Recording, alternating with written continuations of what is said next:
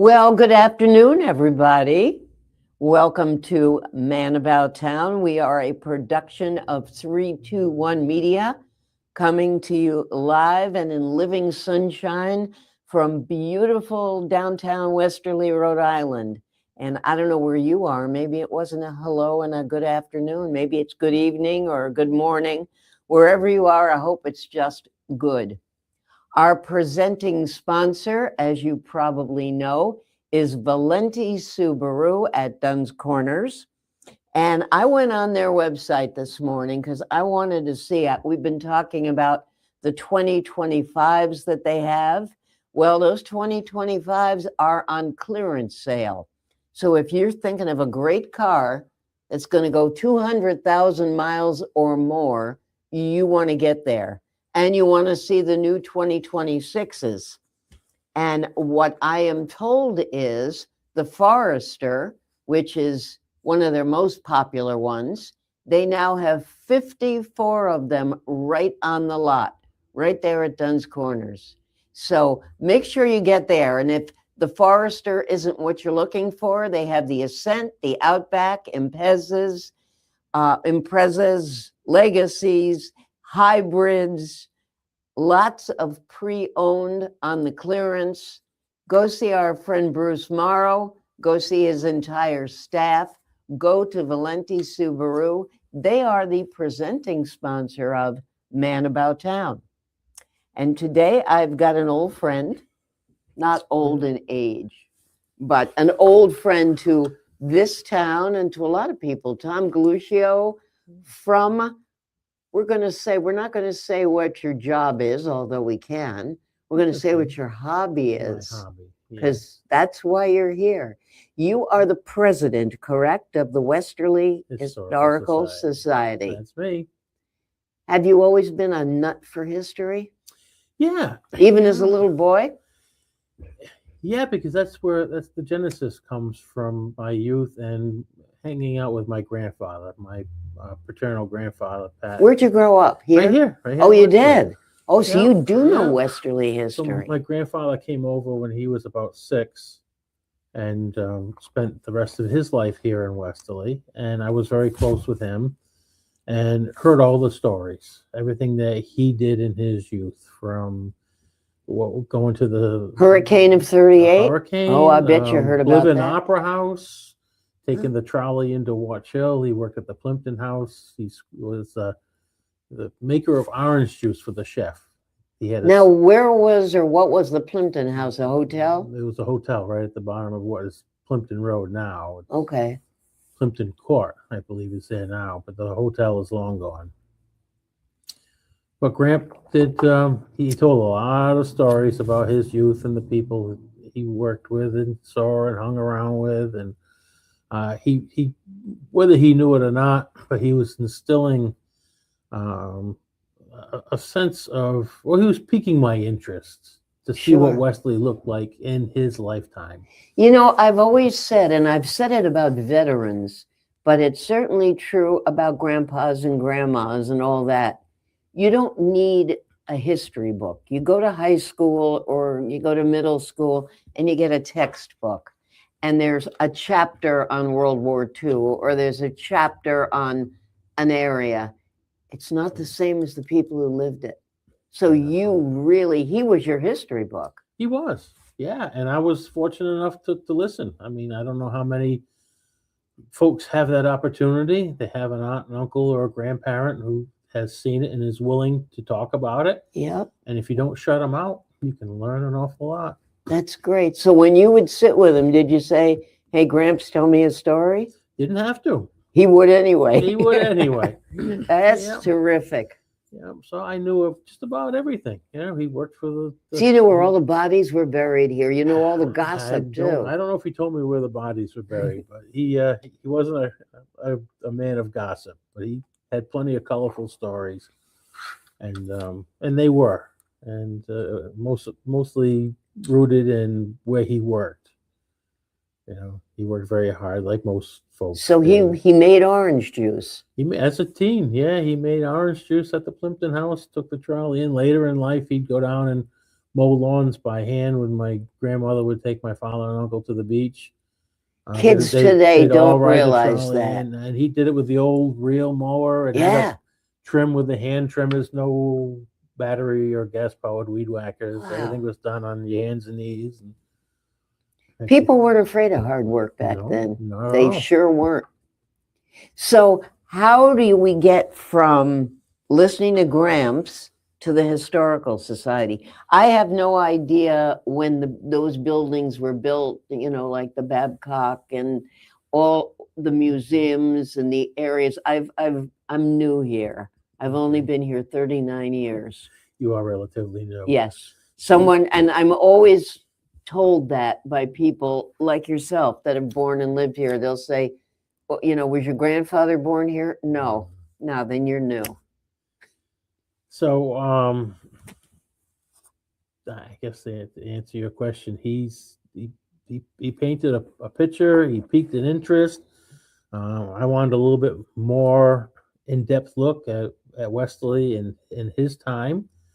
So I looked up the Westerly Historical Society, and I joined as a regular member. You send in your dues, and you get the newsletter. And I started getting the monthly newsletter. And Did they have a building back then? still don't have a building, believe it or Yeah. not. Yeah, the organization. I was thinking the other Is day, 100 I don't know where it it's is. a- I know where Babcock Smith is, but The organization is 113 years old and doesn't have a permanent home. oh, that's a shame. So, well, we're working on that. Never had a capital campaign for it? Not before my time.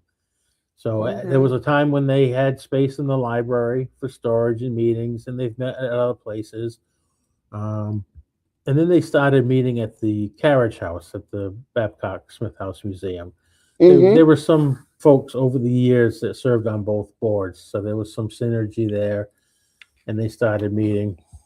And when they did the expansion for the Granite Museum, the Wesley Historical Society ponied up and made a nice donation. I think it was $25,000 towards the museum, and that kind of cemented an opportunity for us to meet in the Carriage House for our monthly meeting and have our programs there. You get a good turnout for that? We do, yeah, depending on a lot of variables, weather and time of year, and Are there arguments, friendly arguments at those meetings? Like someone will say, well, my aunt told me that in 1938 there was such and such. Nah, she's wrong. It was this, it was that. no, I haven't come across that. If anybody does any fact checking, they do it behind the scenes and Because privately. sometimes history gets colored by families. Oh, it certainly does. You're only as good as the person who told you it, and That's right. if they were wrong, then Yeah, maybe not intentionally, maybe they heard it wrong. exactly. So yeah, we do have fact checkers, and but we do it all on the side so nobody's offended.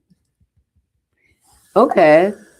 So I'm getting the 113 newsletter, and I see with current president, who named, and then vice president vacant, and then newsletter, the editor's name was there, and then another position vacant, and then another name for membership chair, and then another vacant. And I'm like, well, I got to meet this guy vacant. He's pretty busy.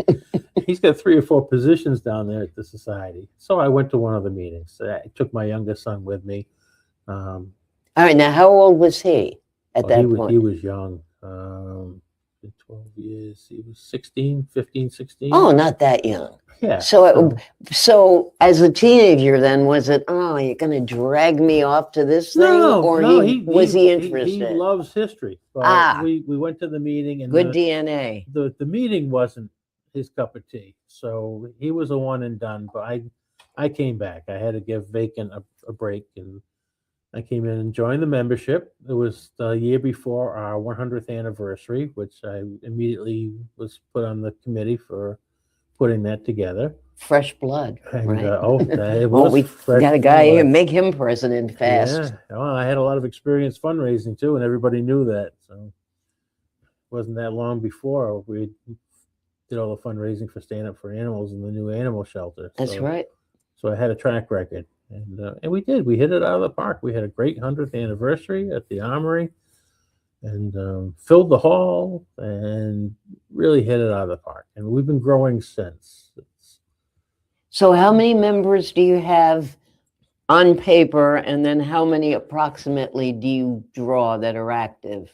So at our monthly board meetings, we have 12 working members: president, vice president, treasurer, That's secretary. probably 10 more than a lot of groups have. A lot of them have them in paper only. And I have to say, since I came on, I've been with the organization since 12, so this is the 14th year. I've been president for, I think, 10 years, but we've built a really, really good board. I couldn't be more proud of the folks that serve. They're they're dedicated, they're talented. I don't hear that very often. You know, a lot of times when the microphones are off or the commercials are on, I will hear stuff about, oh, our board is awful and they're this and they're that. But that's a great thing to hear. Yeah, well, it's the truth.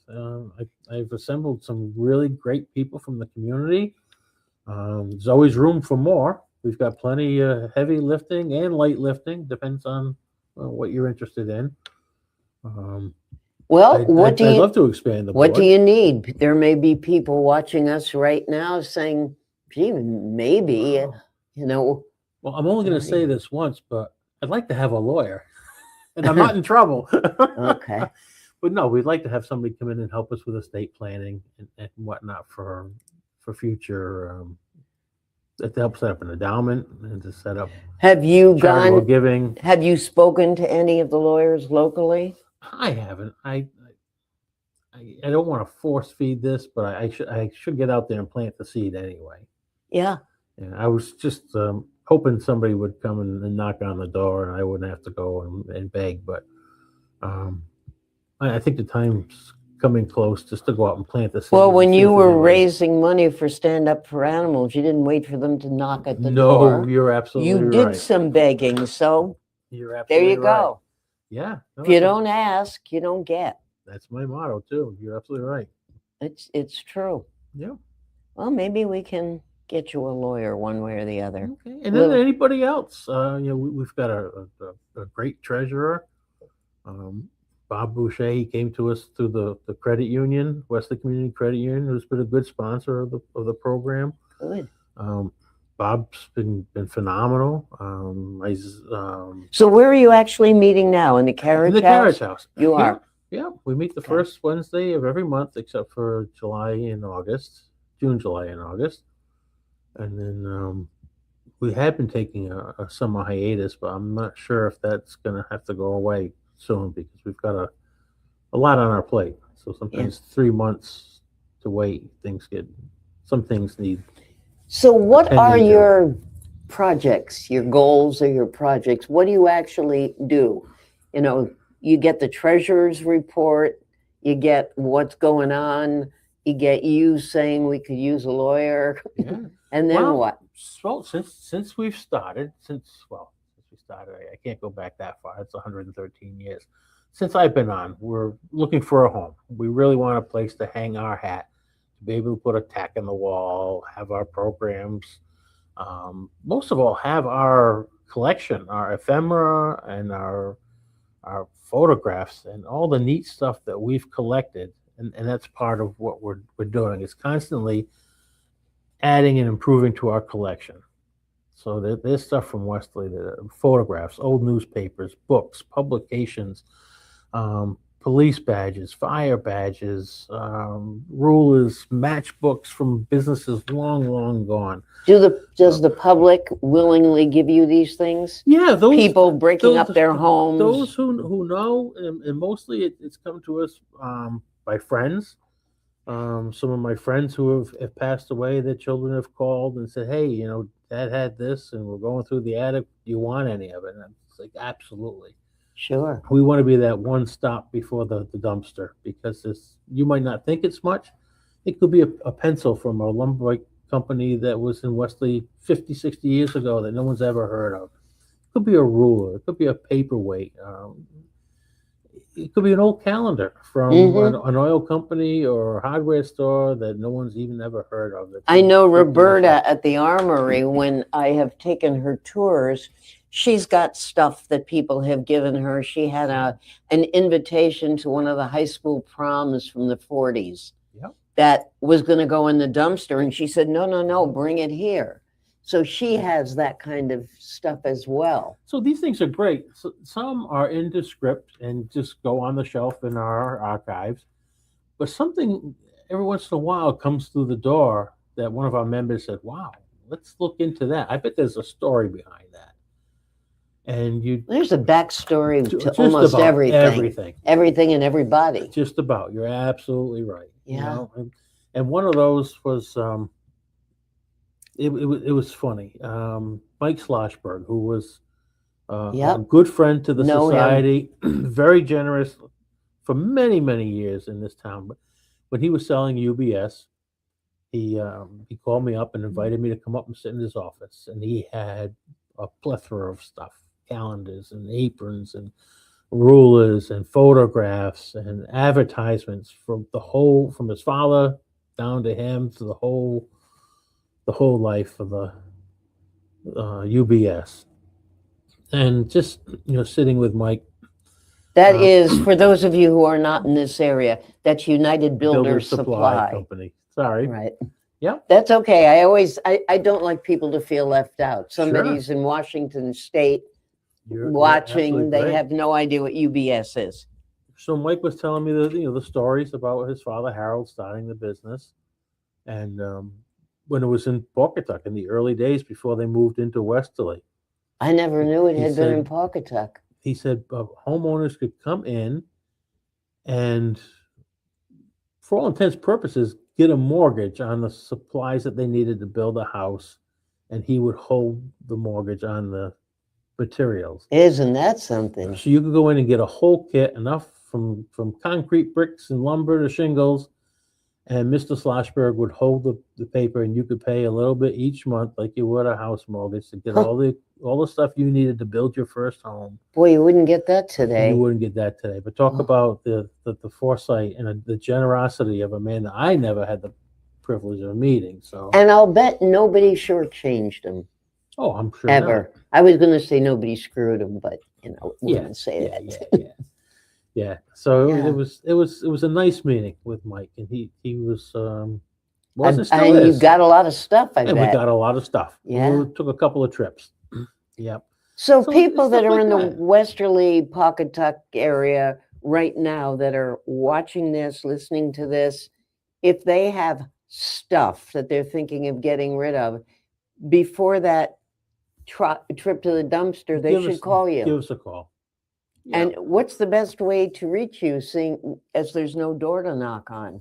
Go on the website. Send me an email. Give me a call. Send me a text message. You are very responsive to that website. You're fast. I am fast. It goes Yeah. right to my cell phone. That's great. So That anything, any way you try to contact me. you So do all text, they have to email, do is just reach out. Google Westerly Historical Historical Society, and that's it. Yep. I'll, Yeah, uh, I'm thinking there got to be people out there saying, "Hey, we can clean the attic now." So I'm hoping, Yeah, because we've come across some very, very interesting stuff. It's great. such as Most recently, a dear friend of mine, Charlie Kitchen, who was a teacher for Yeah. many years, passed away last year. yeah, I Um, know that name. I never met him, Yep. but someone else. He was a school teacher. He was involved with the chorus of Westerly, and for many years, That's how I know and the for name. many years, Charlie ran the Winnapogue Day Camp on Shore Road for the Allisons because he was a teacher. He was off in the summer. It was a perfect opportunity. So he had a very nice collection of stuff, and I'm very close friends with his son Stephen. So after Charlie's unfortunate passing, Stephen said, "Hey, Dad had it. We're cleaning out the house, and I know this is probably the right place for this to end up." But he had been related. Well, where do you, if you don't have a permanent place, where are you storing it all? Well, the beauty of it is when the museum, the Granite Museum, was built, the Babcock Smith House Board of Directors vacated a vault in their basement for a larger vault that they built under the new addition. So when we moved in as tenants, and we make a charitable donation every year to the Babcock Smith House for letting us have our meetings and programs there. We were able to move our collection into their old vault, which was small but perfect for us. So it's airtight and watertight and Oh. has an alarm, and if there's some really And neat it's things in there. big enough it can still take all this stuff. Well, yeah. Right now, I'm not going to say no. Well, Yeah. I you know, don't imagine you throw too much we away don't throw hardly anything unless away. it's stained or ripped or Not- illegible. Not even then. Really, we just, as new gifts come in that are duplicates, we recycle into our collection the better of the two, and sometimes things do get weeded out. But You are looking strictly for stuff that's Westerly Pawcatuck based. Wesley, yeah, absolutely. And there I was mean, a- you don't want dads mustering out papers from the service from Ohio. no, You no, want it from no, here. no Wesley high school yearbooks, but not college yearbooks from wherever they ended up going Right. after. Photographs, definitely, especially if we have somebody who can tell us who's in them, are very important. That's Did you something see we use. a couple of months ago at the library, Tom, what yeah, Tom DiPaolo had yes, done? Magnificent. All those families. Yes, he did a great job. I have a friend who's born and raised here, and is Italian, but her husband was ill and she couldn't get there. So I was in there with my phone, walking from picture to picture, and she'd say, "I went to high school with him. I knew his sister," and she had more fun doing it that way. I approached Tom to see if the society could help sponsor him to do a book on it, and he said somebody already beat you to it. Somebody's come up to me and wants to help me publish a book on what he did. 'Cause he did put a lot of work into Oh, tremendous, Yeah. tremendous, and it was excellent. And we, in the organization, the Wesley Historical Society, believe it or not, we've got some very talented authors that have helped take our collection. It started with Tom O'Connell when he was on the board. He was an English teacher and a librarian, and he was on the board. He wrote several very nice books on the people and the places of Westerly. Our own Zach Garceau, who's now our vice president and our archivist, and our new, I was leading to earlier, Wesley historian. So we had Somebody else was here not long ago. It probably was the library. It was probably Burgett. And they were talking about how he's is the newest historian for Westerly. Yep. We had a donor that asked. Her and her foundation were very interested in Wesley's history, and why did Wesley not have a historian?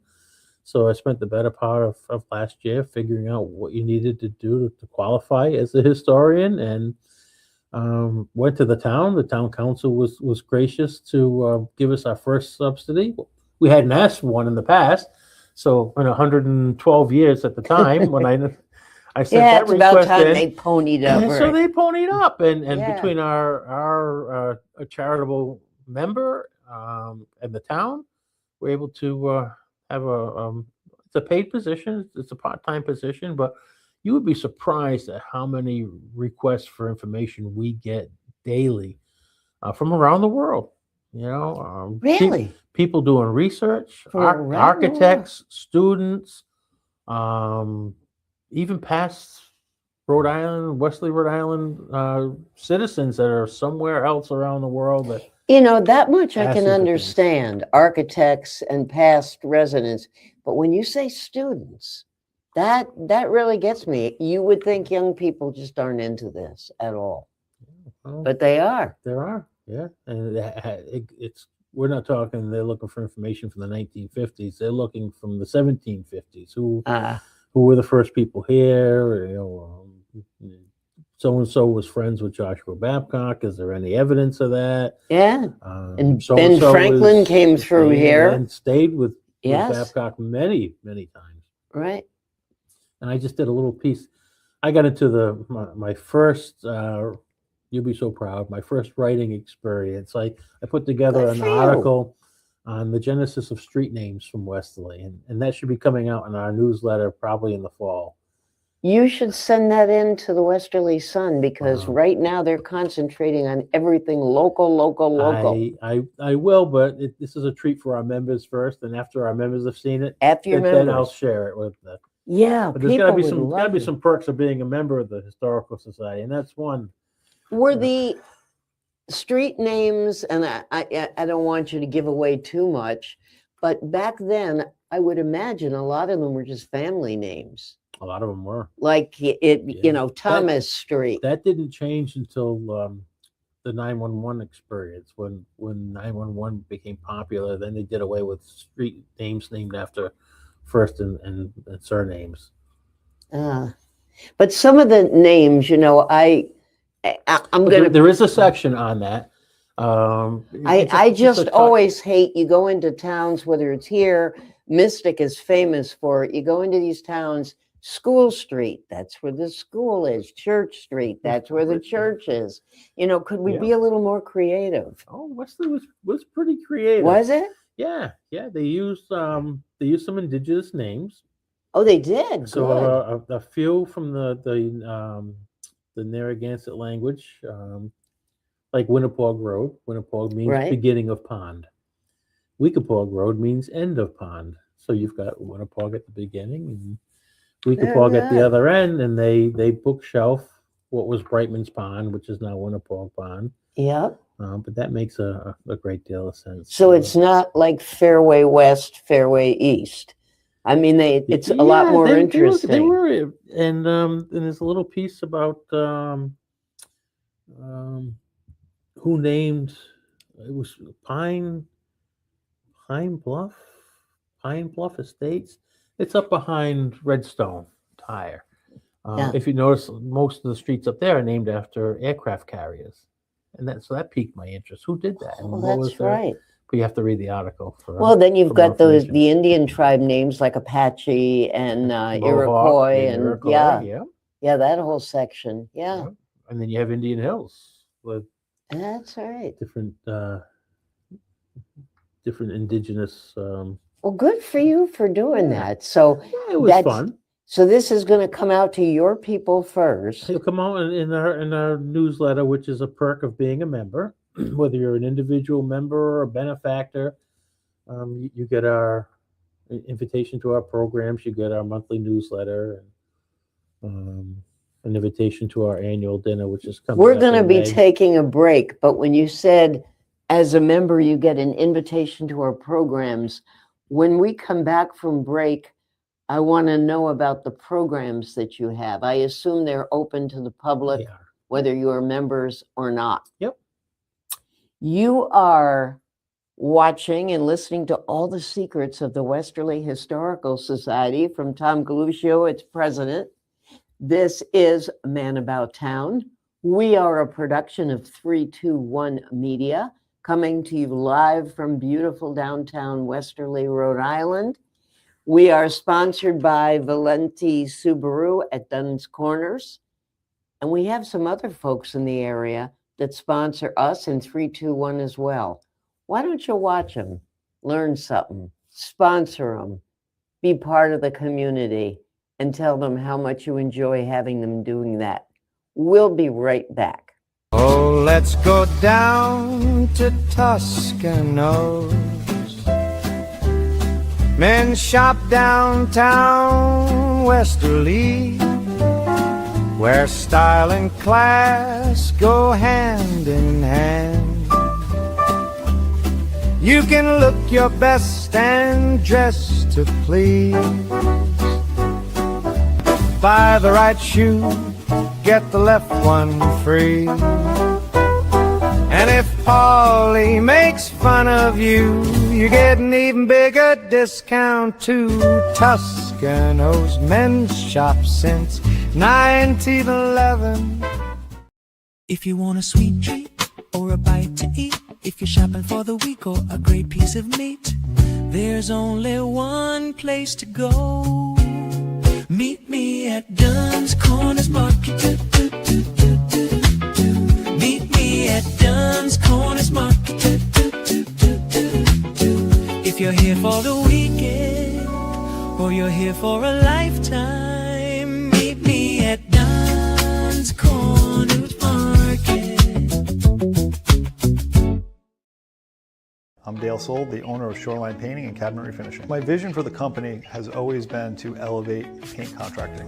When you call, you get a live person. Typically, we have estimates out the same day. We have really good communication with our customers daily. We make sure you're completely happy before we leave the project. We service residential and commercial customers. The commercial work we do is typically more community oriented. We just completed a expansion of our shop. We added 3 more spray booths to allow us to increase capacity. You can find us at 77 Stillman Ave in Pawcatuck. You can find us on our website at shorelinepaintingri.com, or you can call the office 401-834-1684 to book an estimate. The largest reason we opened up Seaside Pharmacy was to help our community better than the big box stores. We get to know you better, fast and friendly service. So we'd love to have you come in and check out Seaside Pharmacy and see what we have to offer. It's pizza night in Westerly. Mario's is where I want to be. It's pizza night in Westerly. Mario's is where I want to be. It's pizza night in Westerly. Mario's is where I want to be. It's pizza night in Westerly. Mario's is where I want to be. It's pizza night in Westerly. Mario's is where I want to be. Wood River Health provides medical, dental, and behavioral health care to over 10,000 people a year, even when they can't afford to pay for the care they need. The cost of providing healthcare services has increased, and the grant funding we receive doesn't fully cover the cost of patient care. We, like other community health centers across the country, count on community support to keep our doors open. With your help, we can keep serving as a safety net for your neighbors. Will you help us invest in our mission? She's everywhere. She's everywhere. She's a man about town and she knows what's going down. And we're back, folks. Hopefully you took notes and you're going to go to some of our local sponsors. They're the ones who keep us in business, and they're the ones who keep this community rolling along. Speaking of rolling along, Tom Galuccio, from the Westerly Historical Society, you said our programs. Yeah. What programs do you have? So we're really proud of our program series and Lectures? the Series? lecture series. Yeah, we have guests come in and pretty much if it's related to Westerly history and it seems interesting, we vet it and then we put it out. Hey, when the book comes out, you got to get people in there. Sure. Oh, yeah. And every time we have a member who publishes a book, one of the ones that was just sponsored, it was on Built in Westerly. Dr. Ellen Madison and our own Maria That's right. Bernier That put was in together. the paper. Yeah. Put together a very nice book last year. It came out. We released it just before Christmas. It made a great Christmas gift. It was Sure. very well received. But we had a book signing for them, and they talked about how they put their book together. Zach has done some book releases at the society, but then we have guest speakers come in. Most recently, we had Carly Callahan, who's the executive director of the United. United, sure. She came in to tell us, a little bit about her new home on Elm Street. That wasn't such a new home, built No. in the mid 1800s. It sure is. And her husband went in and refurbished it to basically it's as close to the original home as possible. So they did a wonderful job. What a This was- great gift that is to that the is town. that is a great gift. Because one day, like everyone else, they'll be gone. Oh, and, it's so much isn't cheaper that to nice? knock things down and put up something new than lose that little bit of history. Sure. And one of my pet peeves is, when vinyl and aluminum siding came out years ago, everybody slapped it on the walls of their homes and they covered up some great craftsmanship. I mean, if you knew what was under some of the vinyl and aluminum siding in town, there were some very dedicated craftsmen that put a lot of detail into I'll these bet. homes, and you just can't replicate that with plastic and aluminum. But I'm getting off from our programs. What I want to talk about, and really, which was the reason I called you to begin with, I don't know what you folks are doing tonight. You have dinner, and now it's time for TV. Well, stop streaming Netflix because we got something better for you to watch, don't we, Tom? Oh, we certainly do. This has been a fun project. And it won't cost you. You don't have to pay per month for it. So the genesis of this project came to me from a relatively new member to the Historical Society board, Greg Pettis, and you might know Greg. He's done some independent work, right? I don't think so. He's a really good videographer, and he's got a narrator's voice that is the second to none. So he has the whole package. He had the experience, and he had worked in a couple of media venues, and I knew that. So the bait was cheap. It was a breakfast at Christina's, and we sat down, and I told him Oh, about that is cheap. Bait. and I told him about the society, and he joined, and now I have this guy who's got this extraordinary talent, and we have to put it to work. And he came to me with an idea or something that he had done in the past about an oral interview, a history with a subject, and how popular it was. And I said, well, we've got to do that. So we set the parameters of you had to be 80 years young or older, Okay. and you had to be born and raised in Westlake. That was the criteria for being selected to Reflections. I didn't realize you had an age thing. I knew that. We did. But as I think of some of the ones I've watched, it makes sense now. Yeah, they're not kids. We've had a couple that we had to wait for their birthdays for them to qualify, but not many. And I know you told me you couldn't put in the people as much as you wanted to that grew up or born and raised in Pawcatuck, like George Kent, Doug Rayner. The only reason why we didn't is we wrote a couple of grants, and in the application we said this is the criteria we're using, Right. and I didn't want to go. No, you don't mess with You grants. don't mess with that, and not to say somebody's going to say, well, you violated. You've got a guy from Pawcatuck, but when I say we're going to do something, Yep. we pretty much stick by the rules, and they were our own rules, but we made them, so we stuck Right. with them. Good for you. And maybe the next round we'll relax that a little bit. So how many did you make this first round? We've done 20, I believe. I think we have just two I more. think I've seen only 5. I've got to So we had So a tell great people- lineup. how they can get this up on their computers or There's whatever a their couple of device ways. is. You can go to YouTube itself and put in That's right. Wesley Historical Society Reflections. Reflections. Reflections is the name of the program. Or you can go on our website and go to programs and type in Reflections. It might even have its own category. We've had some interesting, John Stellatano was great. Our friend Joe Potter. That was a Yeah. twofer because we got Joe and And Carol his wife at Carol. the same time. And boy, Right. you want to talk about a pair that had deep roots. Carol had ancestors on the Mayflower. Yeah, she doesn't speak at the very beginning. She kind of sits there quietly, Her grandfather and then she was, opens up with this stuff. And Oh, it's her great. grandfather was Nash, the lighthouse keeper who started the Lock-In Inn in Watch Hill. And Joe grew up on the North End. He had his own stories with his grandfather that we shared. You have Larry Hirsch Right. on there, and what a background he's got. Larry was great. John Hall, Yep. David Rathbun, John and Amelia Livingston, Hattie Moore, Olga Goff, Dr. Ellen Madison, Lois Vars. So Lois Vars is a woman I had never met prior to this, and Ellen Madison said, you for this program, so you have to meet Lois Vars, and I met Lois, and we became friends. You want to talk about a sharp woman for her particular age, which I'll keep a secret. But She's obviously over 80. she's over 80 and she tells you her age in the video. So if you want to know it, just watch the video and Lois will tell you herself. But I mean, this woman, her father and uncle ran Vars Pharmacy in the soda counter Right. downtown, and one in Bradford and one in Watch That's Hill. where Higgins was, right? No, No? it was where Wesley Jewelry is, Oh, just around the corner. right around the corner. Okay. Yep, they had one in Bradford, and Lois had gone to school to be a school teacher.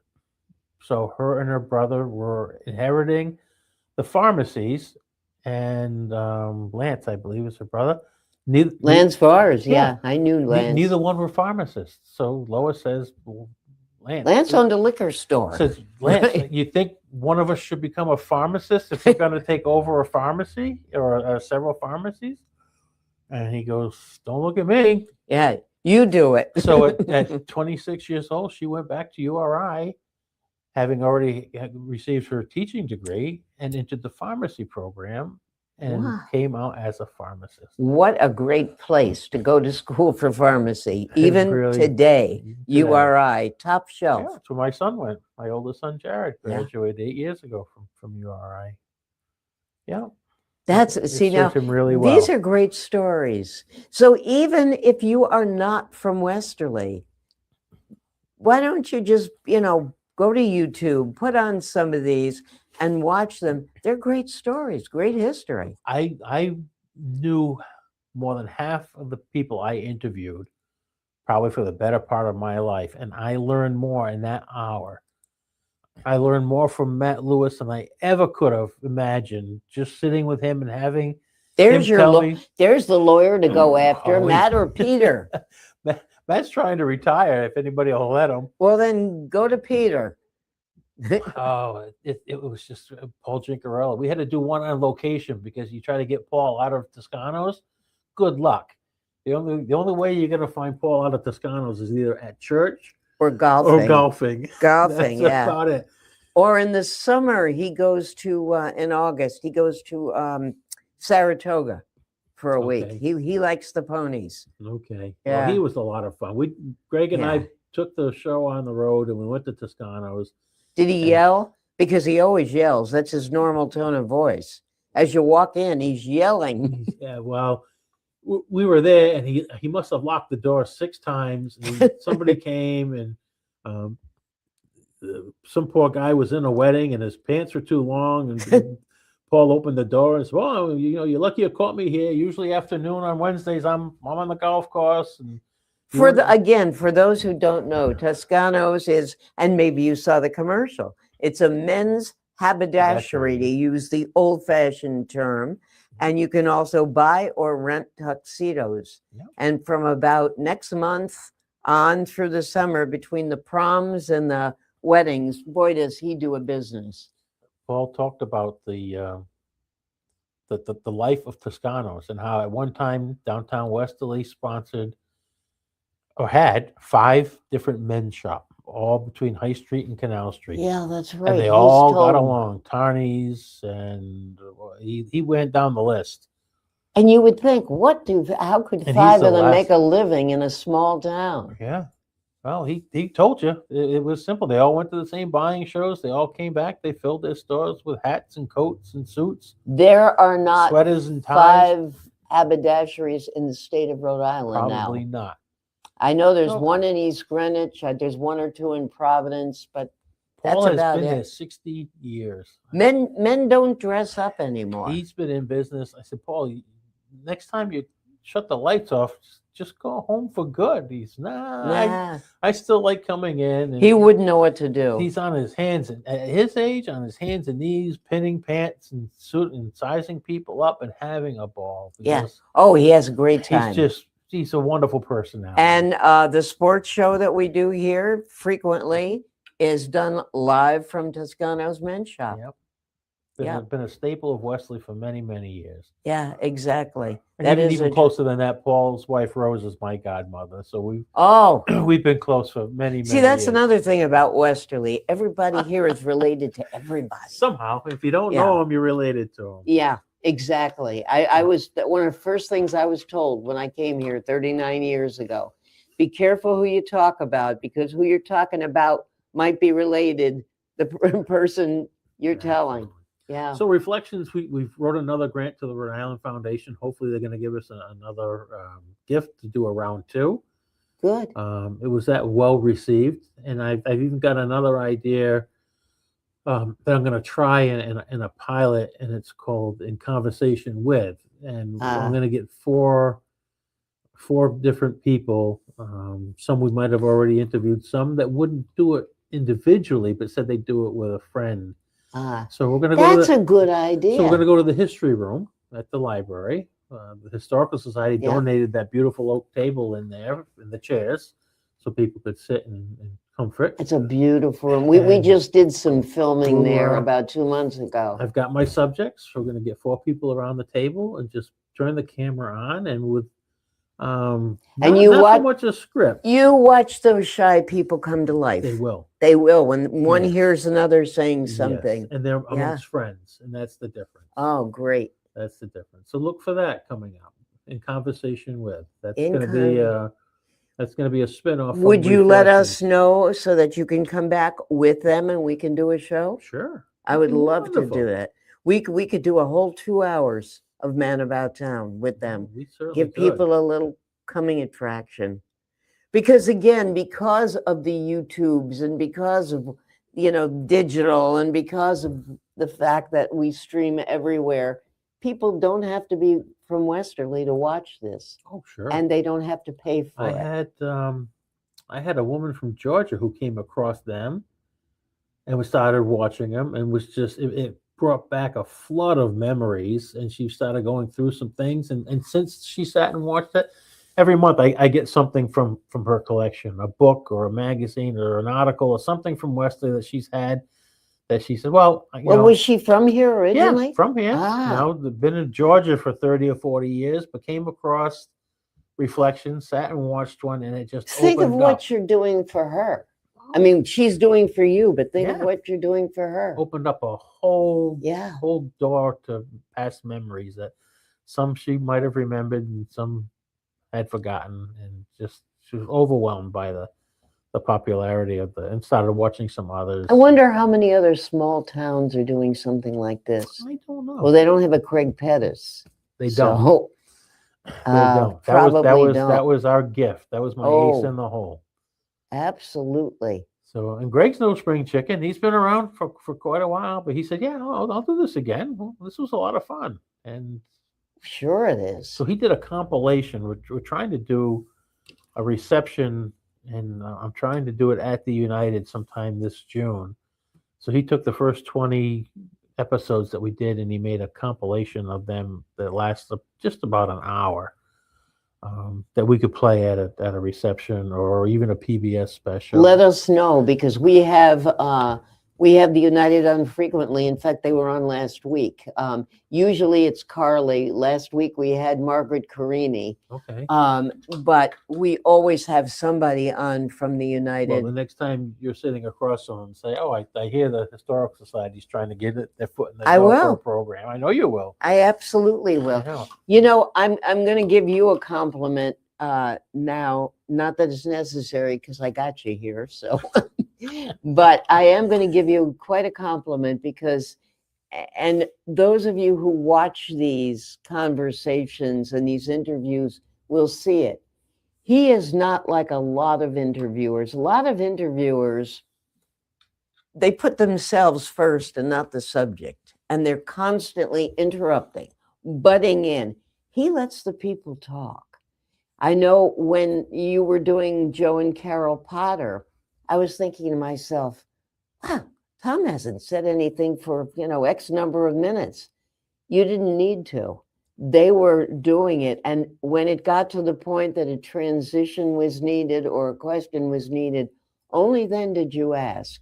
And that is a rare talent, my friend. Well, learned a long really time ago. is. You can learn a hell of a lot more by listening than by talking. Yeah. And You can. That's what I like to do. And we were prepared. Greg and I, when we sat with our subjects, they said, "Well, what do you expect from me today?" And I said, "I want to know how you came to be. So start with your grandparents and your parents, and then how you came to be.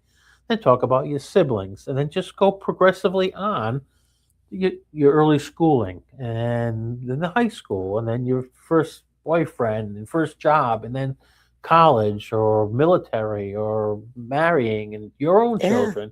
What's important to you? Just flow with your life as it started, even before it started, how you got to be, where are your grandparents from." I don't know if you know this, but after you had done that, Joe took Nicole DiMattei and her husband, Arthur Migliazza, last year. He took them on a tour. He wanted to show them where he came from. So he put them in his car. He gave them each a cold drink. He took them up to Potter Hill. He drove around and pointed things out. And Nicole said, it was absolutely wonderful. He was loving doing it. People are Great. proud of these things. Yes. And how great that you're bringing that out. Yep. Olga Goff, who just said She was a real estate lady, correct? she's done just about everything too. Yeah, you know? I met She- her, I think, when she was in real She was estate. great, and Hattie Moore. Just that they love Westerly. They love the people. I usually ask for a closing statement. You know, what's your philosophy on life, or what can you say about Westerly? And everybody will say the Westerly's people are amazing, or our philosophy is just be kind, be nice. John Hall said it best: when you see somebody, say hi, say good morning, say good Have afternoon, you say ever goodbye. done Joe Negrelli? No. Joe Negrelli will be 101 in June. He is still very vibrant. You know, everything's clicking real good up here.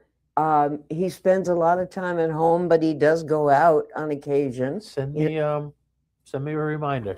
I will. after this meeting. I will send you Joe Negrelli. I will Because send if you, we launch round 2, that will be a perfect candidate. and I've already spoken with Tom Keena, who's probably close to 100 himself. He's been a life member of the Wesley Fire Department and a life resident. I like to. get you him in won't front of the even have to camera. show up that day other than to say welcome, because when Joe starts telling stories, he was a tail gunner in the service, and he can talk hours on that. I've heard his stories from that. I mean, he almost died a couple of times in World War II, and he just got through. And, you know, Joe, for those who don't know, started Negrelli's Jewelry with his mother in downtown Westerly, a little tiny place on Canal Street back then. But he had no idea of being a jeweler. He wanted to be a dentist. And when he got out of World War II and he was on the GI Bill, he tried to enroll in dental school and it was full. So he said, I don't know, I guess I'll do something else. You know who else wanted to be a dentist? That's what he wanted to be. Matt Lewis went to dental school. Matt Lewis went to did? dental school. Really? Yep. Well, Joe never got to dental school Well, because there were no openings. Matt found He an went- opening he and went he to got in jewelry it, and school. he was working on some. That's What's the frightening. video for the details? But he said, I realized real quick that being a dentist wasn't for me. So I think out of that. But you he know, went back to become a dental and teacher. jewelry are related because Joe learned to do these little teeny tiny things and, you know, do small work. He was always what is called a bench jeweler. Okay. And up until just a couple of years ago, he was going into the store once a week and he'd sit at the bench and he'd do the work. His mother lived to 103 and actually died in the store. She finished working with a customer and said, I don't think I feel well. And she sat down and died. Wow. But they said, but she rang up the sale first, which I think is great. Oh, he will tell you stories. You'll be there for hours.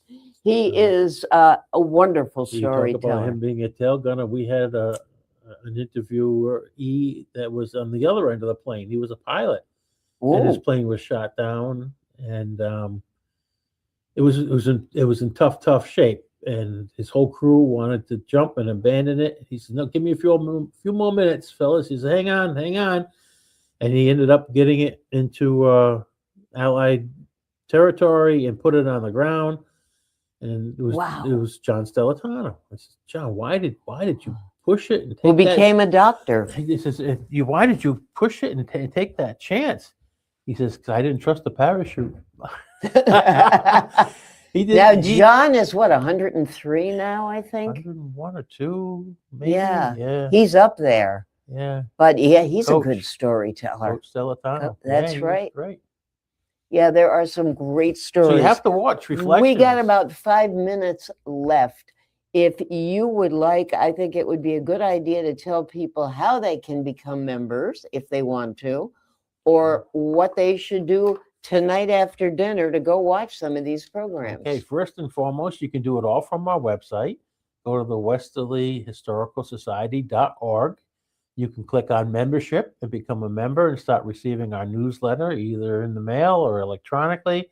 You'll be up to date on all of our upcoming programs, some great, interesting stories. Come to a meeting first Wednesday of each month, minus June, July, and August at 6:30 at the Carriage House. You can sit in, see how the flow of the meeting goes. If you're so inclined and have the time, you can become an active member, a board member, or a member at large. Or you can just receive the newsletter and send in your annual dues, and that's the money that helps us fuel the projects, the programs. And how can they videos. watch the program tonight? So tonight they can go on the Wesley Historical Society Or this afternoon? .org, Anytime. anytime. They can do it from our website. You can go to Reflections and pick the video that you want, the interview that you want, or from YouTube and type in Wesley Historical Society Reflections. And they are all good. They're all great. They all last You about don't an hour. have to know anything about Westerly. You really don't. It's if you want a great story, a 1-hour story, instead of the crap that's on TV, this is what you want to see, because this is real people, real life. If you don't know them, you'll learn something about them and their part of Westerly. And if you do know them, you'll be entertained and you'll walk away learning something like I did, that you've known these people your whole life and there was something there that you just didn't know. So the next time you run into them, you can say, I didn't know you went here, or I didn't know you did that, or I didn't know. Yep. Because you don't know. You don't know everything about them until you put somebody in front of a camera for an hour and just let them tell their story. Yeah. And I look forward to this in conversation with, because that's going to be magnificent. So I will leave it up to you to come to bug me. You know how to get me. Okay, I do. And Well, I'll see you on the 20th anyway. at that's Rotary. right, you will.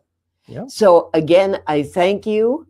We are going to take a short break. Upcoming will be the guest we always have, 4:00 on the last Wednesday of any given month. We will have Lisa Kanicki, the president of the Ocean Community Chamber, and talk about stuff coming up. I was looking at their website the other day, between the duck race and lighting up the Pawcatuck River and Trashin', the Trashy Fashion Show at the United.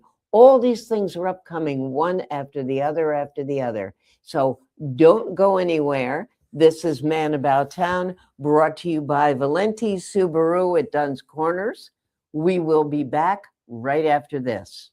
At Lathrop Insurance, our core values guide everything we do, because insurance is more than a policy. It is a promise. We care. We treat every client like family. We're solutions driven. We find answers, not excuses. We utilize teamwork. We do what we say because integrity matters, always. And we're always growing. We strive to be better today than we were yesterday. These values have shaped 86 years of service to Rhode Island families and businesses. Hi, I'm AJ Trust. And I'm Jeff Swiderski with AnnieMac Home Mortgages Momentum Group, your trusted partner in the home buying process. At AnnieMac, we can strengthen your offer with our innovative program, Cash to Keys, giving you a competitive edge by allowing you to make a cash offer on your new home. Together, we've helped over 1,000 families move into their dream homes, and we'd love to do the same for you. Give us a call today at 401-486-0853 to get started.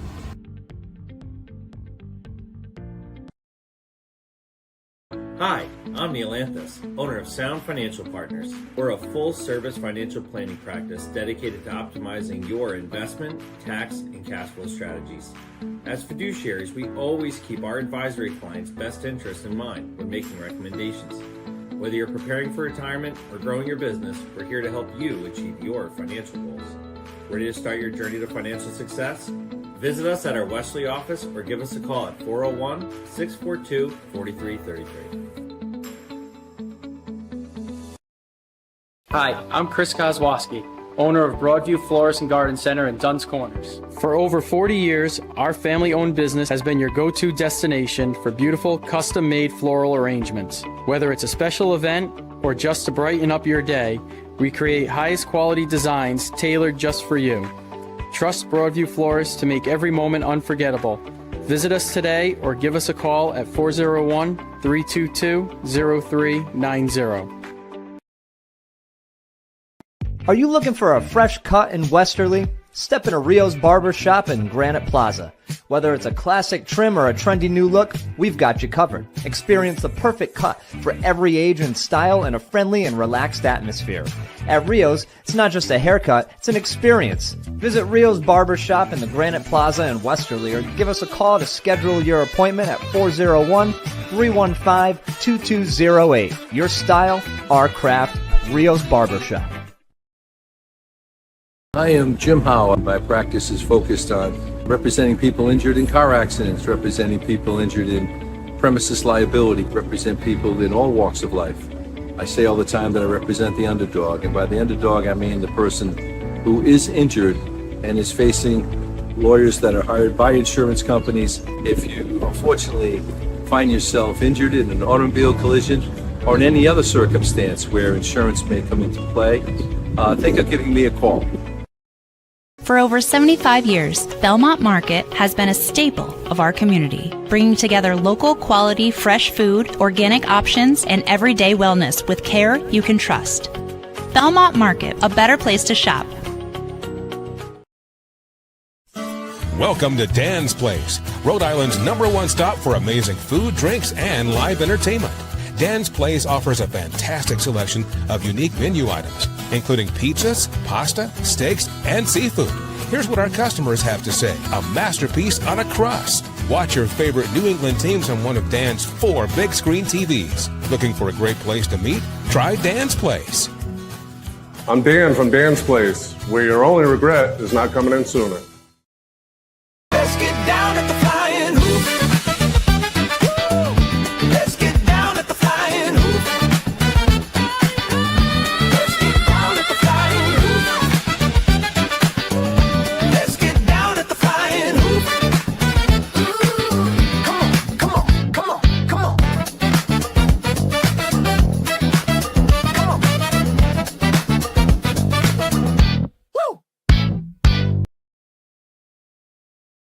I'm Dale Soul, the owner of Shoreline Painting and Cabinet Refinishing. My vision for the company has always been to elevate paint contracting. When you call, you get a live person. Typically, we have estimates out the same day.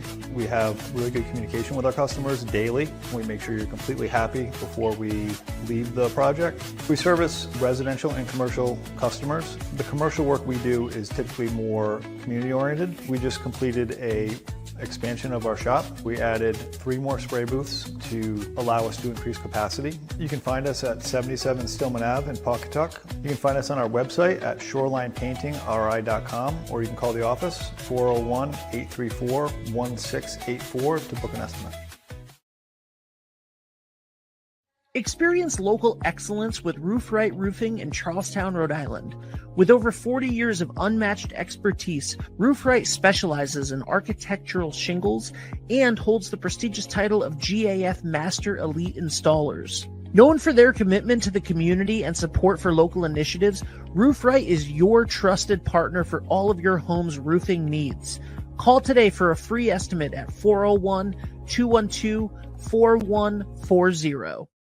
I feel very blessed to raise my kids in a great community. Drive by the ocean every day to go to school. I do anything for this community. If you're looking to buy or sell real estate in Southern Rhode Island or Connecticut, give me a call, 401-580-0750. Ever thought about leveling up your fitness game in a fun and meaningful way? Kiefer's Martial Arts on Granite Street has everything you're looking for. Kickboxing, Muay Thai, Brazilian Jiu-Jitsu, and of course, adult karate. It's not just about getting fit, it's about building your self-confidence, discipline, and that unstoppable feeling you get from all your hard work. Stop into Kiefer's Martial Arts today to sign up. She's there, she's everywhere, she's everywhere. She's a man about town and she knows what's going down. We are back, and we've done a little switcheroo here, everybody.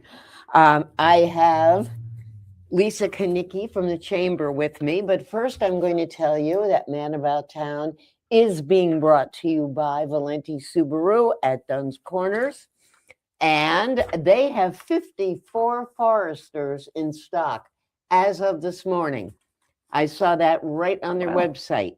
If you don't want a Forester, there's the Ascent, the Outback, the Impreza, the Legacy. There are hybrids. It's absolutely great because the 2025s are now on clearance. So make sure you go see Bruce Morrow and all our buddies at Valenti Subaru at Dunn's Corners, our presenting sponsor. Nice. And our presenting lady, whom we haven't seen for a couple of months. Last month, we were going to do this, and we sort of had a little snowstorm. Yeah. And we weren't on at all. I think one of my staff was going to be doing it that night. Yes. Because I was away. Yes, on that's my right. You were annual on vacation. some beautiful island while I we missed were that snowstorm. freezing our. Oh, shut I was up. so happy. I was so happy. Love you all, but was really happy not to be a part of that craziness. Well, did you have a good time on that island? I did. Great. Aruba's awesome. It's fun. It's very breezy. And, you know, there were a bunch of Westerly business owners there at the same time. The people that own Wells Street Spa, the people that own Rio's Barbershop, like none of us were there together, but we were all there at the same Did you week, wind and- up seeing each other? No, Oh. I didn't. I don't know if they saw each other, but, and then the day I was leaving, Maria Pucci's son from Pucci's was flying in. Like, there's a big Westerly contingency. I was there at the same time. Barbara Stillman of Beach Bums Ice Cream and Right. Jerry Moran of Indulge were there. So certainly knew some people, and Sam Mazzanero's daughters were there. Because they knew there was a blizzard on the way. I guess it was good timing. That's all I can say. We're happy Exactly. about that. Well, it's been a long time, but like I was saying, you have all these events coming up in a row. And yes, I mean, you just did the Easter egg thing last weekend, right? Yeah, that's an easy one, you know. Yeah. We stuff eggs every But night you for a got couple rubber nights. and duckies and you want to set fire to the waters. This and is our you've got silly trash season, and- starting in April, for Yeah. sure, for sure. It's one after the other, and you still manage to keep Maria and Grace on staff. They never quit every year. Don't even put that out there into the ether. You know what I mean? Maria's They're in- wonderful. They are wonderful. Maria's in Vegas right now, and Grace was on a cruise last week. So, so you're giving them a little This bit is of- when we can like do a little bit for ourselves, because from then on, you know, we don't see the light of day I until know you after don't. the summer. But you also have some terrific volunteers. Yeah, we do, and they help keep us humming when. Well, real quick, tell us, how was the Easter egg hunt in Wilcox Park? You had great weather. Yes, it for a was well change. attended as always. It was safe and it was memorable. And people might go, safe. Of course it's safe. We actually had a volunteer break their clavicle 2 years ago at the Easter egg hunt. There was a tent set up. Really? For people to pick up baskets if they forgot a basket from home. The radio station was broadcasting. The tent, at some point before the hunt even started, the tent got swept up with the wind and started to roll through the field. And our volunteer went chasing after it. There was no one around, just the volunteers. Oh. And his feet got tripped up while he was running, and he fell and he broke his shoulder and had to leave in an ambulance. And now he has metal rods in his shoulder. So yeah, it's not all glamorous. There's some risk to some of what we do, but that was a weird one. And he's doing all better now. But yeah, he still has PTSD, and he came back and volunteered at the egg hunt last weekend. But let's 'cause go back to the he's a fact great that guy. the kids had a good time, right? The kids had a great time. Were they jumping on each other, trying to get to the eggs and the candy and the? You know, we do it by age group to try to keep it manageable, safe. We tell the parents, for certain ages, like, you don't go in with them. Your kid's 8 years old. You stay out here. Let the kid do their thing. Most parents follow the rules. Every year, there's a few parents, just like in life. Helicopter parents? Well, that's one word for it. They don't follow the rules. Rules don't apply. They're going to take their kid in there and, scoop up 3 times the amount of candy for their kid. We can't be the candy police. We're not, not armed guards. Like, there's really not a lot we can do. in that situation. It's unfortunate that some might do that, but the majority of people are lovely and respectful, and everyone goes home with a lot of candy. And in the weird incident that maybe a kid is shy or gets overwhelmed, you know what I mean, by hundreds of kids around them scrambling, because you have people with sensory issues and all kind. We keep a bunch of spare eggs on the side, candy, so that there's no kid that's going to go home crying from the egg hunt or say they didn't get enough. I never knew you did that. Of course, yes, definitely. That's we do that. wonderful. And we always bring some buckets or baskets, because even though we tell people bring your own basket, inevitably there might be someone walking through downtown that didn't even know an egg hunt was taking place that day. They stumble on it and they want to participate, and they don't have anything, you know, they're taking off their shoe to get their sock for their kid or what. So we bring stuff. We have some backups if necessary. That's great. But yeah, it was a fun. Okay. So more events. We're going to stick more on the events. events. You got lots of them. I know All right. you do. Some are business and some are community, but we're gonna try to mention a bunch of them. You mentioned Fashion Trashin'. That is next month, and it's not too late to get in on it. And by that I mean, if you want to make an outfit out of recycled materials and rock the runway by modeling it, we would welcome you. It was so much fun last year. It was so professional. The outfits were outrageous. They were so good. Last year, I how we top remember it. I had never gone before, and I went and I was sitting on the runway, and there was a man, and he brought his mother, who had to Aw. be maybe mid-80s, and she's sitting there, and it started, and she's saying, "You go, you go." She was having more. She was having a fun. blast. Oh, she had a wonderful time. Good. It was all ages, and everybody is. had such a good It's time. definitely a family-friendly event. It's a showcase for some really incredible creative It'll be talent. at the United again? Yes. Yeah. Great. So they're a wonderful partner. We're happy to host it there. They have the ideal, you know, lighting and sound system and the whole 9 yards. Yeah. And we want to support them. They're a chamber member. So we rent the United for the night, and we're able to bring the models in the green room that they have, where they can, you know, make last minute adjustments to their outfits. And then we bring them out one at a time for their moment to shine. So it's fun. I know we have 16 confirmed so far. We definitely want to have 20 or more. So if anyone's out there and you're thinking, oh, is this for me? Trust me, it's for you. It's so fun. And last year I made my outfit the day of. I usually spend a lot more time, but my outfit was cool last year. And I don't even know what I'm going to do this year, but I'll have it figured out by next week, and then I'll get cranking on it. But it is fun, and it gets us thinking differently about the trash that we normally discard. You know, before you throw that shower curtain out because, you know, it's been in your shower a couple of months, it's looking a little funky.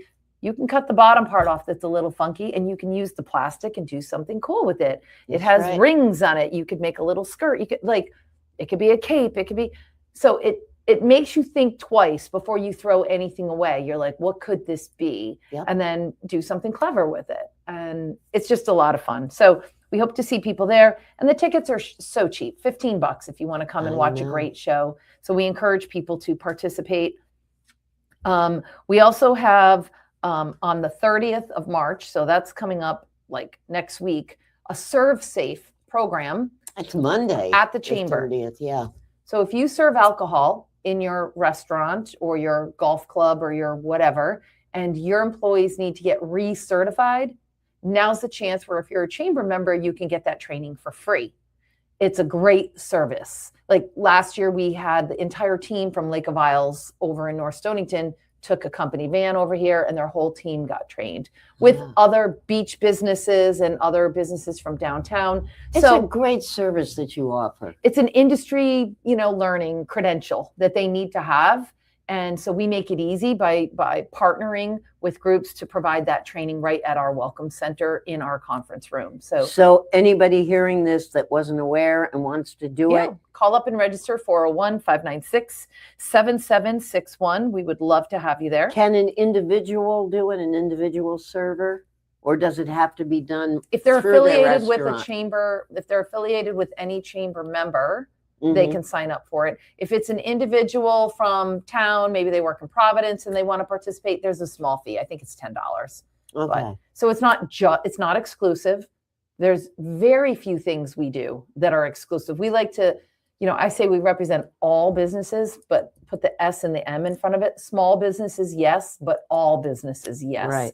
So it's just, if you're a member, you're going to get things a lot less money, obviously. So we'd love to see them. Now, one of our great partners is the Franco Lean Center, and monthly we have a business after hours. So on April 8th, our next business after hours will be over on Airport Road, and we're going to be inside the Franco Lean Center. It's a great chance to get refamiliarized with one of this community's best nonprofits. I mean, your heart will melt when you hear some of the stories and the great work that they do. Oh, sure. I had the pleasure of being at their fundraiser at the United 2 weekends ago. I was there. Dancing to Sugar. I didn't see you. I was on the dance floor. The food was great. I was selling raffle tickets we on bought the raffle dance tickets. floor. We bought some. I don't know how I missed you. I don't know how I missed you danced either. with Kevin, and we had a great time. Kevin looked great. Kevin did look great. I met his girlfriend, who I knew. I knew Yes. them separately, but did not realize they were an item. So good for them. It was just a fun night, and I'm always happy to support them as an organization. And Ruth, in her role there, and Ruth personally has volunteered for years for the Chamber of Commerce. And She has. prior to her role there, she and I worked together when she was with the Literacy Volunteers. And we did grant writing together and did a lot of other great nonprofit programming. So that goes back a long way. I just think so highly of her as a person. And it's a great. Ruth, by the way, is the executive director of the Olean Center. Yes, Ruth Tarechkova. I love saying her last know. name because it just sort of rolls off your tongue. Yes. Like in an almost romantic sense. It's lovely. Two other things we're working on. Every year, the Chamber puts out 2 publications, and they're awesome. One is our travel planner, which is a 4-color magazine showcasing all the beautiful arts, culture, beaches, businesses in this 2-state region that we represent. It will have a dedicated section to downtown Westerly, a dedicated section to Musquamaket, a dedicated to Watch Hill, a dedicated to the borough, a dedicated to Mystic. People who come here aren't just, I'm going to Mystic, I'm going to Westerly. They're doing it all. And if we do our jobs right, they're doing it all, and they're circulating, and they're taking advantage of all this community has to offer. So this magazine packages it all in a beautiful 4-color bow and comes out once a year. So tomorrow we get our last draft look before it goes off to the printers, and then that's it. So are we live right now? Yes, we are. All right. If you are watching right now and you are not a member of the Chamber of Commerce, call today, right now, and join so that you can still get squeaked into that magazine before 596-7761. Yes, Grace is standing by, and she'll be happy to take your money. Oh, the operators are standing You got by? it. That's Grace. We had Okay. the Hyatt in Mystic join last week. We had the Hilton in Mystic join yesterday. There's, groups that recognize all that we're doing to promote tourism and to promote the local economy. And we don't have a lot. First of all, we don't have a sales team, and we don't have a lot of time to get out there and tell our story. It's not what we've put our emphasis on. Our emphasis is on delivering the goods, delivering the benefits, producing the events. But that tells your story. All these It events does, but that you do every now and then tells you got to your say, story. by the way, do you want to join us and be a part of it? So we try, we try every now and then to, reach out, and we're thrilled to have some new members. Another new member is Heidi's, a retail store on Route 1 in Stonington that has some Right. gorgeous art, furniture, giftware, clothing. I can't wait to get in there and do Way a up on Facebook the Live. hill there. Yes. Yeah. Yes. It's beautiful. It used to be a karate place. Oh, it used to be a few other things before that, too. Yeah, it's gone through some reiterations, but it's an exciting time to be a member, and we love working with our members. We did a Facebook Live when the Cooked Goose reopened. All right, we were there. We had breakfast, courtesy of our lovely friends, Andrew And Jen. and we did a nice Facebook Live promoting it. You know how many views that one video got? 35,000 views. Really? You can look at it and see the numbers. That kind of marketing, when their dues are, whatever, $300 a year or whatever, is invaluable. Of course it is. It's incredible. So we love to be. And it's packed all the time. I've been there twice since they Yeah. reopened, and it's just They're doing great, and they wonderful. deserve every bit of community support that they get. They Because have they been give. there for Yes. years, giving back, supporting, hosting fundraisers, donating items, whatever. Yes, their food is outstanding, but they as humans are outstanding too. So I've been really heartened to see the great response that they've gotten. But don't forget about them. Even if you went there 2 weeks ago when they opened, they need you to come back. You know, they went a whole year without being in business. Let's show them the That's love. So it's a busy time. It's a busy time. While there's not an event that's major this week, the next big event is the duck race, the last Saturday of April. All of these other things that we're doing, the publications, the marketing, all of that, the selling of the memberships, it's a lot for a For tiny those staff. who are not from this area or may have just moved in the last year, please explain the duck race. The duck race is an event where 20,000 adorable yellow rubber ducks get put in a front end payloader, which drives to the downtown of Westerly, Rhode Island and Pawcatuck, Connecticut. And right at the state border, the payloader empties all of the ducks. They fall into the Pawcatuck And River. it makes a sound Like that thunder. is unheard of. It's a thunderous sound. And so it looks like paint coming out of something. It's just this big yellow stream of paint, thunder. And then there's a little lull, but you hear the roar of people along the shores cheering on their duck, go ducky go, or they're blowing their duck whistles, or they're screaming whatever. And for about 6-8 minutes, these ducks meander down the Pawcatuck River to a finish line that is like the letter Y. It comes to a narrowing point and then a tube at the end. And that tube has a little flap at the end where when you lift the flap, only one duck can fit through. The first duck wins a trip for 4 to Disney World. That includes their airfare, their hotel, and their park passes. That's what it includes. But if they don't want to go to Disney World, they get $2,500 cash if they would like to take that, whatever they want. Yeah. If we buy the trip, it costs us about $5,000. Wow. Yeah. So of course we're always hoping they pick the cash, but you know, either way, we want them to pick what they want and to have the experience and the memories they want. But there's about 90 other prizes above and beyond those prizes that we Always, just talked yeah. about. Dinner certificates, golf experiences, you name it. It's a variety of things. Child's bike, home heating oil. The whole community gets behind it. And the reason they do is because it's a fundraiser for more than 55 nonprofit organizations, churches, Boy Scout groups in this region, as far away as New London, Connecticut. You know, any nonprofit, member or not, of the Ocean Chamber. tell people can how they participate. can buy their duck certificates. So ask at your local school first. If you have children in the schools, support your schools and see if they're selling them. Because for each $5 duck, that school can keep $2.85. There's no risk to them. More than half. Oh yeah, more than half. Where every other fundraiser, when they're hawking wrapping paper, grapefruit, and everything, it's 50-50. They get more than half with this, and no risk at all.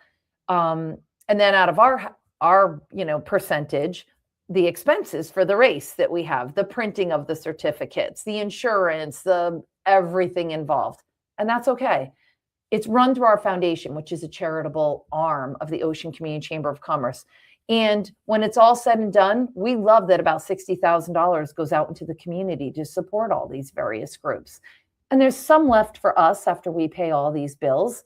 And then we put flowers out in downtown, in the business district. And we make charitable donations, like $500 yesterday. We wrote a check to the Ocean Community YMCA. We wrote a sponsor check last month to the Mystic Aquarium for their Freezing for a Reason, which is this coming weekend. That's right. We make one-time donations and we alternate the groups that we support so that we can help everybody. And so the duck race does help us be a good partner where we can support select organizations as well. And we love that. We love that. That's been going on a lot of years. It the has. duck race. It has. Do you have any idea how many? Well, I started it and I've been there 30 years, but I didn't know do you it the first started it. year. So it's 29 years. It's probably in the 29 years, or maybe this is an anniversary year. It Des, just if you're seems like listening, forever to me. If you're listening, well, it's part of the fabric of this community. It Yeah. really is. I do remember the first year we spent over $8,000 buying the $20,000, the 20,000 ducks. And for our board of directors nearly 30 years ago, that was an enormous risk and an enormous expense. And I remember Paul Giancarella, Senior from Toscano's, he made the motion on the floor and everyone was like, oh my God, do we support this or not? Is this going to be like a big, gigantic mistake because it's so much money up front? And of course, it wasn't a mistake. That year, we made money for all these partners and we covered our expenses. And now we've recycled those ducks for 30 years and they've continued to help us be the vehicle that provides support for schools So you to get don't playgrounds. lose too many ducks every year. We lose no ducks. None? No, because if you'll look out in the water, the Westerly Ambulance Corps, the fire departments, Pawcatuck, they have boats out there. So we have oil booms set up and we have our duck trap system. Let's just say it's an incredible rapid year, like there was one about 6 years ago. And some ducks actually jump over the oil booms and get beyond our trap system. There's all these boats out there with these giant nets and volunteers waiting to scoop them up so that we do not have a negative environmental impact. And then those get taken to shore. So we do not lose ducks. Having said that, we started with 20,000 ducks. There's probably about 50 that have been taken out of the flock, if you will. The reason is when the race is over, we bring all those ducks to shore. We put them on this big section of grass and we sit around with volunteers, with Boy Scouts, with chamber members, and we hand dry them with towels. And then they go into totes because we don't want them to get moldy. And then they get put in a truck and driven back to the chamber where they're in hibernation for another year. In that process, using volunteers from the Boy Scouts and sometimes their younger siblings, sometimes children get excited about a pile of 20,000 ducks. Yeah, I guess they would. Sometimes they jump on the pile, which they shouldn't, but it happens. Sometimes somebody inadvertently steps on a duck. The way that our ducks are made, if this is a duck, there is a weight glued on the bottom of it with a barcode and it tells you that duck's number. So if this duck is lying on the ground and you step on it, it's quite possible you could break that piece off. And we don't want to glue gun it back on because if we were to do that, that would change the weight of this duck in comparison to the other ducks. It's giving it either an advantage or a disadvantage. Correct. This is a legal lottery. Every item, every duck has to weigh the same. So if I were to take out my glue gun and start saying, I'm going to put a bunch of glue on here and hold it, whatever, it might be 2 ounces, 3 ounces different, but it still makes it different. People would never think of that. They would never know that this is a legal lottery and that We you have take to our do this. responsibility very seriously. We have Good for 5 you. judges that watch the race from different points on the water and on the shore, documenting the winners, documenting the process of the volunteers taking them out one at a time. Whoever made I don't know what the term would be, but the thing that only one The duck duck can, trap, it's called. The duck trap. Who came up with, was this like an architecture God, firm? now that might be the first chamber question that has stumped me. And I mean, stumped me in 30 years. It might be Trascos Manufacturing, which is still in business. I didn't mean for you to get specific about a name. I just wondered, No. who comes up with something like a duck ours is trap? completely different from any other duck race out there. Every duck race does its own thing. But ours was made by a business. And my God, I believe it was Trascos Manufacturing the first year of the race. So they used styrofoam and then they used like a grate material that the water could go through. And then they used this big plastic tube and they measured it. So this is all physics. Oh, yeah. Really? There's a lot. Figure You have this- the pressure of 20,000 ducks bearing down on this Y-shaped trap. So when they take one out, There's two people in the boat. They're looking at the number together to verify it and calling it in on a walkie-talkie, number 1749. Maria is on the dock close to them, and she's got the recording, and she's recording 1749. That's the first place winner. Then they call in the next number, and she reports. So there's two people And she's doing this for like 90. Oh, yeah. Well, all right. It's so a system, but it works. You've got 20,000 ducks. Yes. Not all of them are bought or Exactly. sponsored. So Usually what about happens? 15,000. So let's say duck number 2, they call in the number to Maria, number 175. Great. And then they call the next one. In the tent where all the prizes are, numerically filed are every single certificate representing every single duck that was sold. So if duck number 175 just got called, my volunteers go numerically, they pull, and if there is no 175, that means we didn't sell that duck. So you go to the next one.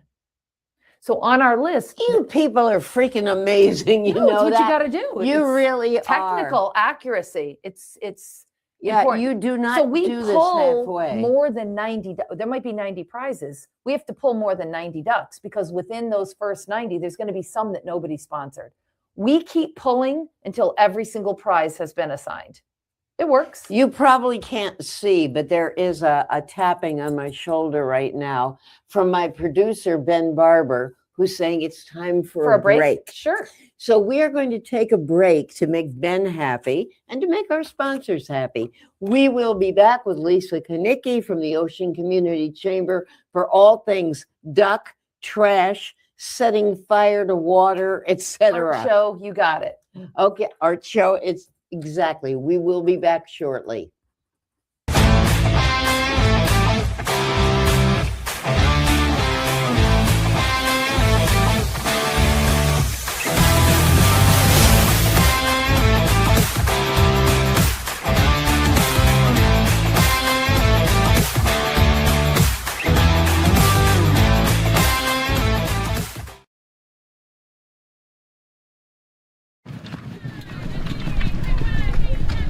At Dime Bank, we're all about community. It's who we are. Local communities made up of customers, families, and friends. Business owners invested in helping their communities thrive. Dedicated employees committed to giving back in ways that go beyond banking. If your banking relationship leaves you wanting more, come join our community. It's your bank, your choice, your dime. It's pizza night in Westerly. Mario's is where I want to be. It's pizza night in Westerly. Mario's is where I want to be. It's pizza night in Westerly. Mario's is where I want to be. It's pizza night in Westerly. Mario's is where I want to be. It's pizza night in Westerly. Mario's is where I want to be.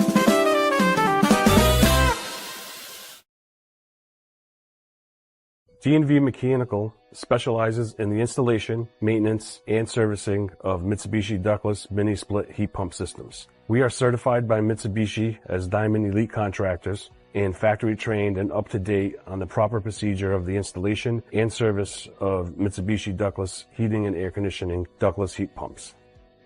We assist with the paperwork to reduce much of the stress-related documentation required to get the state rebates and federal tax incentives. We are not a jack-of-all-trades, master-of-nothing company. We are masters of ductless heat pumps. It's what we do, and it's what we know.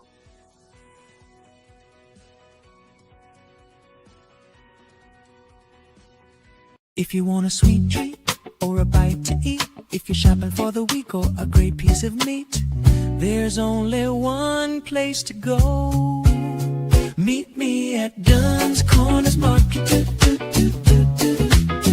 Meet me at Dunn's Corners Market.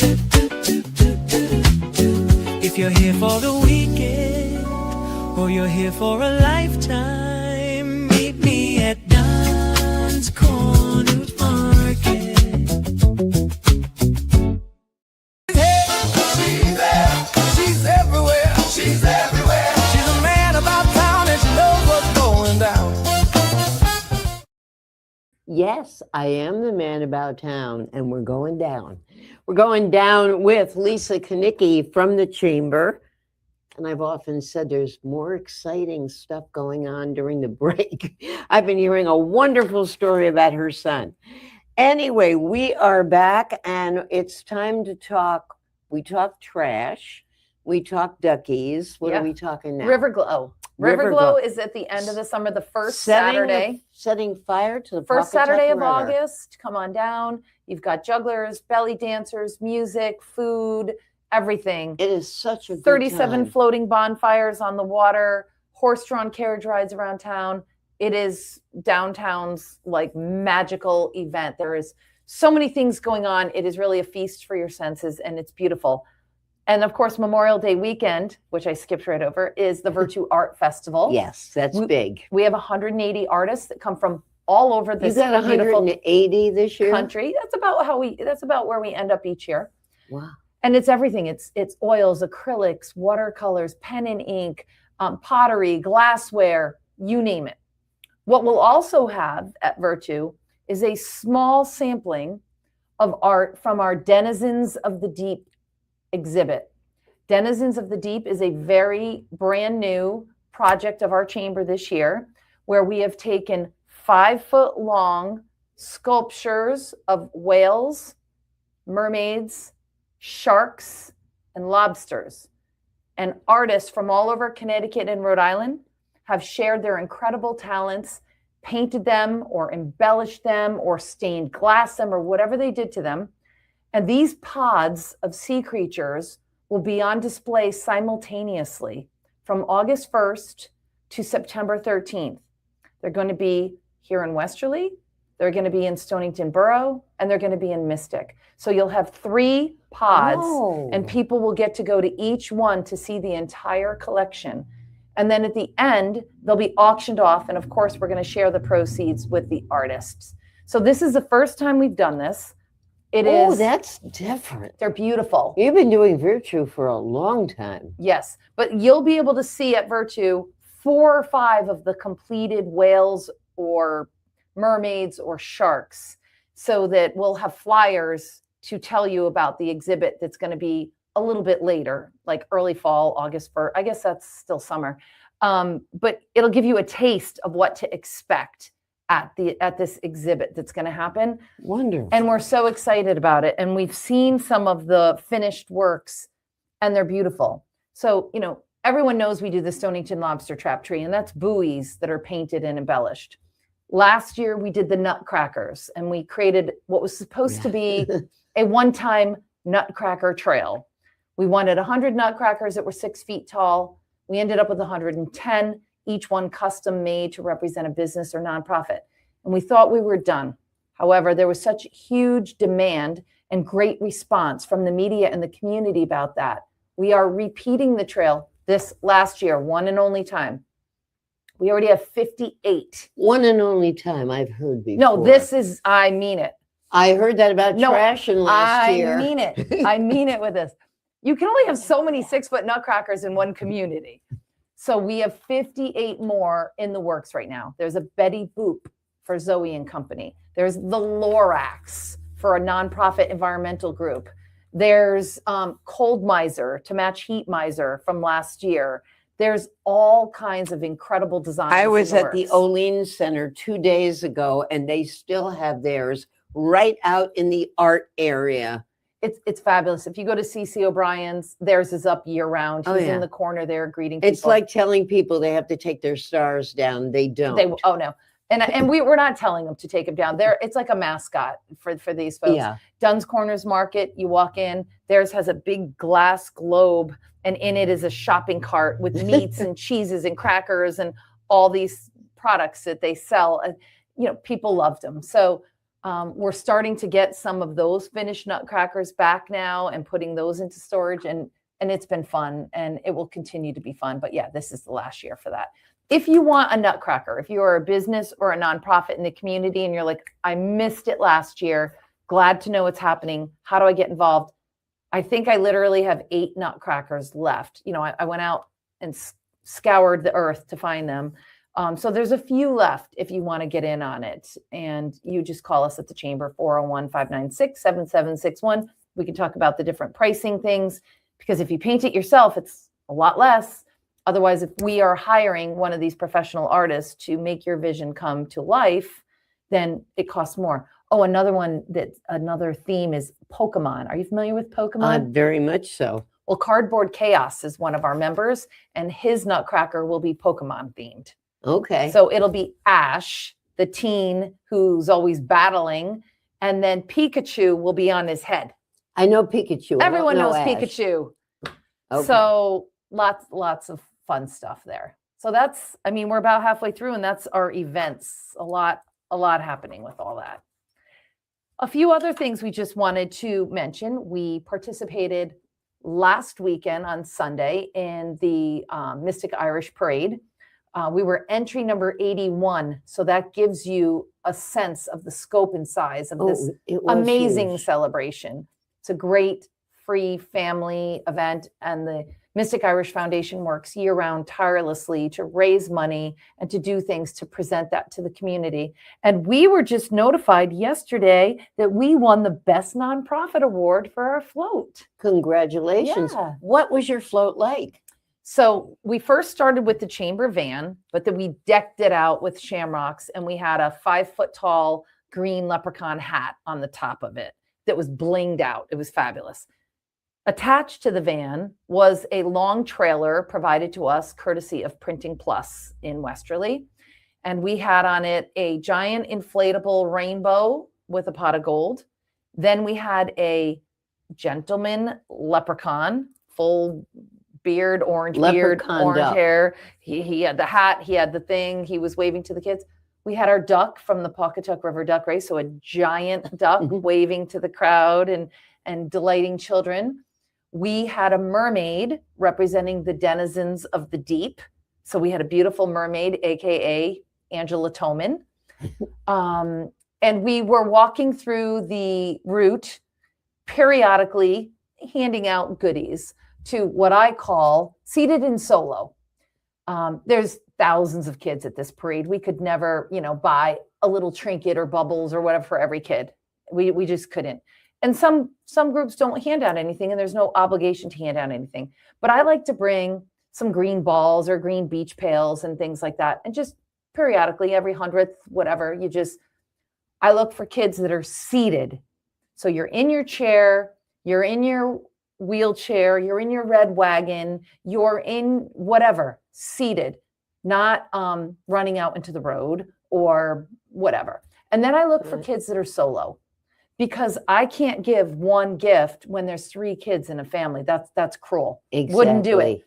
So that's my criteria as I'm walking through the parade. I see a kid, they're well behaved, they're sitting in their stroller, whatever, and I go up and come visit us this summer at the beach and give them a beach pail or a bubble wand or something. And I bet you get a big smile. You do. And again, I wish I could give one to everyone, but you can't. And you also, want to reward those kids that are staying safe behind the line, because this is a moving parade. There's some big fire trucks and floats, and what you can't have is children running out into the road to get candy or things like that. So when we see someone sitting, it kind of also sends a message. We're giving you something because you're staying back there behind the line and you're being safe with your family. That's wonderful. So that was a lot of fun, and we're excited to go next week to receive that little award and celebrate with other people. Have you, I don't know, this is very personal. I don't know if you have done a will, if you have done any of those things. Have you left your brain to science? I would love to know. That is funny. Because What's that I don't thing? know Is how it you called think of cryogenics or something? Yeah, Where they cut off your head and That's freeze so you. disgusting. Who did Ted Williams? Yes, his family did that to him. Yes, they did. If my family is watching, please don't do that to me. I don't care how wacky I am or what good ideas you think you want for the future. Please keep my head intact. No, I do have a will. I think everyone with children should absolutely have a will. Yeah. Don't put that obligation on your anybody. kids to make those tough decisions for you. Because No, I didn't mean to get into Oh, all no. that. I just wanted to know if your Rhoda, brain is there's being left nothing to you science. can't ask me. Okay, I'm an Oh, open book. good. Yeah, you can make a list for next month, and I will. We'll get into it. So, speaking of letters to the future and planning and all that, I did want to mention that the chamber continues to encourage the small businesses of Westerly to write their time capsule letters and get them into town hall before July, so that that time capsule will be filled with stories and photos and history. They were here last week about the businesses and yes, here. it is. They're doing a wonderful. great job telling They the story. are. I'm begging people to write letters. I don't know if anyone's writing them, but I'm trying. I've been running around taking photos of businesses saying, here's your photo. Print that out with your letter and send it in. So we're trying to support the committee as best we can. I'm going to write my letter for the future on behalf of the chamber, but everyone else needs to do that. And it'll mean a lot. And one of the None ways of us will be here. This will be in 100 years when they Hope not. open it. Yeah. But don't you want people to know who you were, who your family was, what job you did, what the world was like right now, good or bad? Yeah. And if and you're what a it all meant business, to you. it's a retail store. I sell shoes. My biggest challenge right now is X. The best asset to my business is what, whatever. Because 100 years from now, that might be a florist. It might be a liquor store. It could be something totally different. And how cool A will bunch it of robots. be? Oh, God. How cool will it be No. for them to look back and see? And I can speak from very personal experience, because 2 weeks ago, an individual came into the chamber and donated 2 books. And what the books were minutes of the Chamber of Commerce from 1926 to 1940. And they thought they were just copies that maybe someone on my board. They're original minutes with signed treasurer names, signed executive. Oh my. Articles that have been glued into The man page. that was just here, the Westerly Historical Society, would Yes. love that. Yeah, well, I love it. I'm And sure you do. I have been enjoying taking them home at night and reading the minutes and the various We had a caterpillar remediation committee at the chamber because those dang caterpillars were really a problem in this community. And we had a fire prevention committee because businesses were burning because smoking was so prevalent back there. And so we were going into the schools and teaching kids about not smoking and giving prizes for essays about not smoking so that the kids would go home and make their parents feel guilty about smoking. Some of the things I'm reading about in these minutes they're blowing me away. The other thing is, on our website at the chamber, if you look, we had listed the past chairman of the board from like 1950 to now, because that's all we knew. These books provided the names of From the before? original leaders for an 8-year, for the period of 1926 to 1940, there were 8 leaders. Now we're able to add those names to our website to honor those people that had the vision and put in the time to support this organization. How great. So it literally made the hairs on my arm stand up as I was like going through this and discovering all these cool things.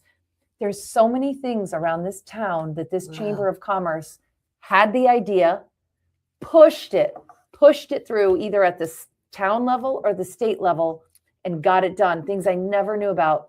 So later this year, I'll do a 30-minute talk about the history of the chamber, what I learned from these books. And this whole year, we've been featuring businesses or organizations that are 100 years or older because of the Westerly's Commission's 250th celebration of America. We thought, let's dovetail and support that effort by focusing on businesses that are over 100 years and let them tell their story. So we've already done the Westerly Sun. Next up is the Babcock Smith. Right. And we have several others lined up, Olympia Tea Room and others later this year. But I will do it at some point for a half hour. And I'm going to wow people with some of the things that we did. Oh, you will. You absolutely will. I'm going to make it mandatory for my board to go because they're going to learn about stuff. And there's a huge revelation in the minutes that all I can say is it's a microphone drop. So I will announce it that day. My board doesn't, my executive committee knows my board, but it's a big are you kidding me moment from our minutes. So there's your cliffhanger. You definitely want to be there because it's shocking and funny and a lot of things all wrapped up in You one. probably know him, Evan Smith, who Newport. Now Newport. He used to be at the Water's Edge in Connecticut. That's Yeah, when I he first retired met from him. the Newport Chamber of Commerce. Right. And he became head of the Newport Chamber. Yes. And when he first got there, he did what you're talking about.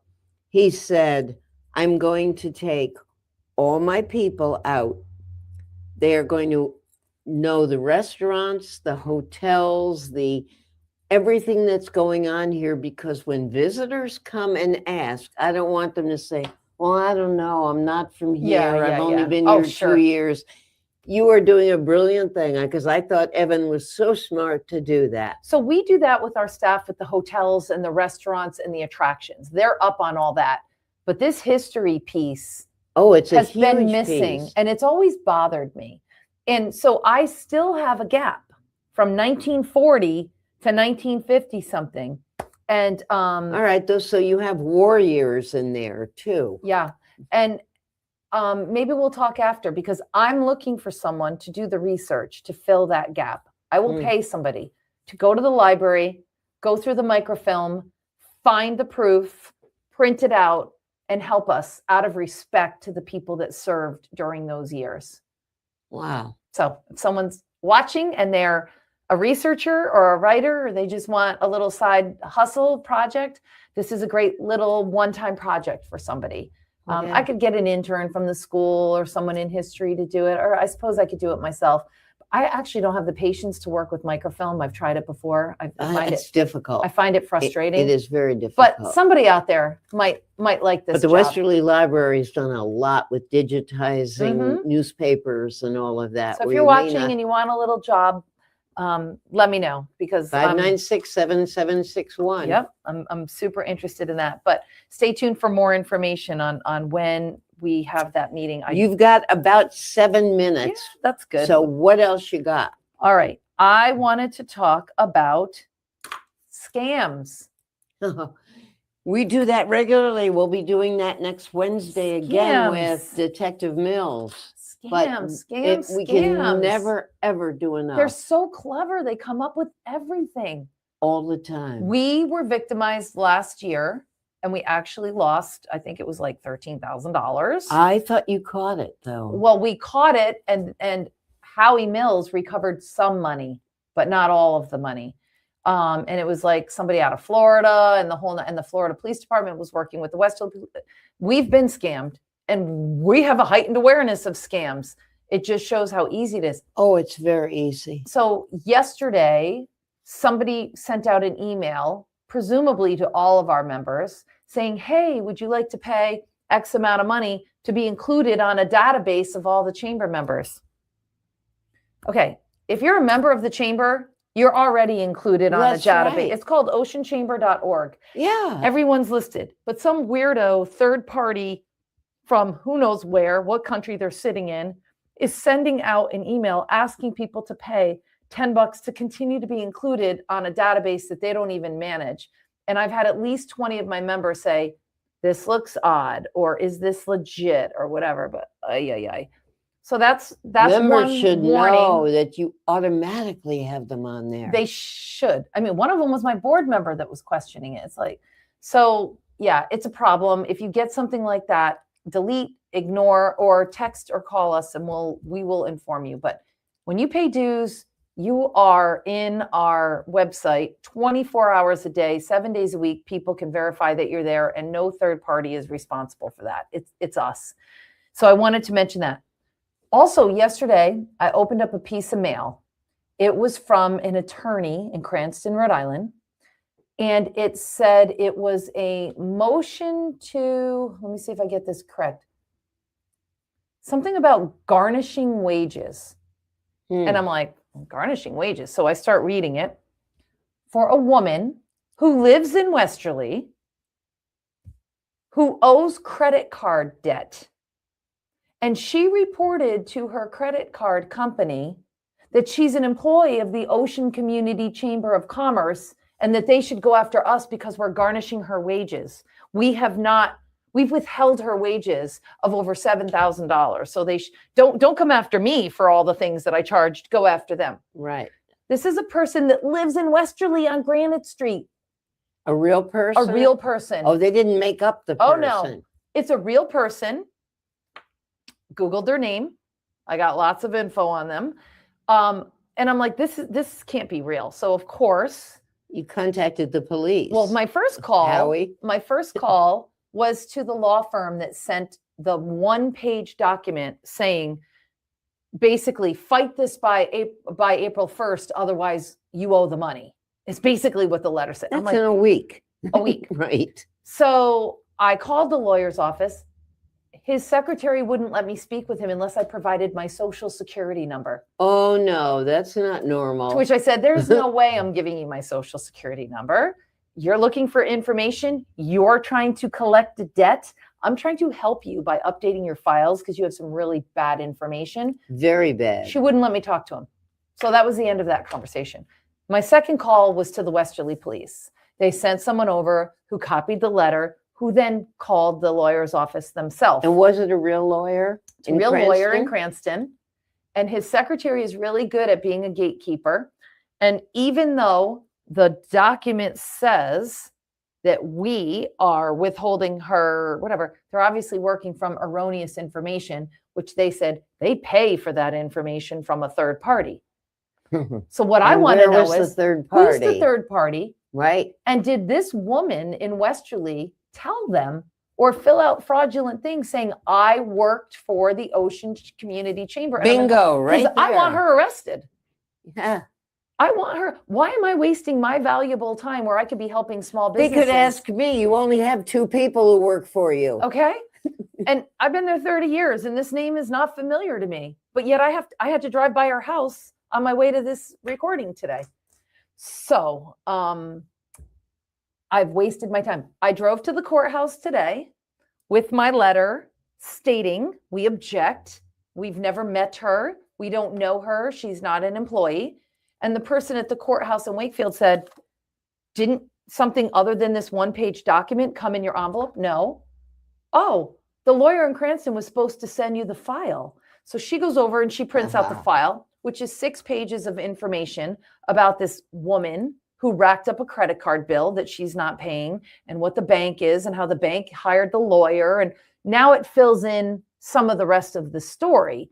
But who designated us to be her defendant's trustee or her employer? In documents, we are stated as Did you being- find out who the third party is? No. So my request to the police department was, can you please find that out? Yeah. Because I want to know how we got this designation. Yeah. Because if it's her, that's falsifying records. Sounds like she just made it up, is exactly how it sounds to me. It sounds that way to me, but to the police officer's credit, he said to me, Lisa, is it possible someone just made a clerical error? I said, yes, I do it all the time. He said, exactly. You are assuming, based on the information you found about her when you Googled her name, that she might be fraudulent, but it could be someone just made a mistake somewhere, and he's right. So he's doing his job. I already went up and did my job.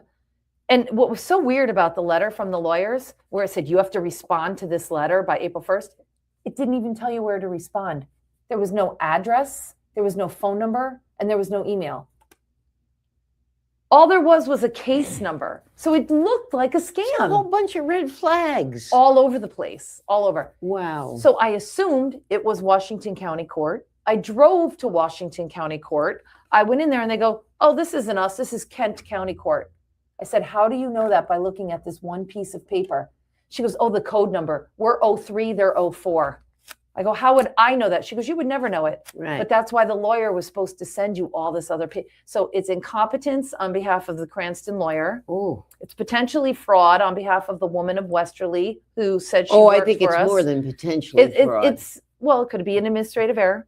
I mean, I don't know what it is. I hope to find out. I may never know, but she's never worked for us. She's not getting the $7,000 out of us. I feel bad for the bank that's having trouble getting their money. But this is the type of thing out there. If you're a business, yeah, you have to open every piece of mail. Do not assume it's junk mail because it looked like junk mail.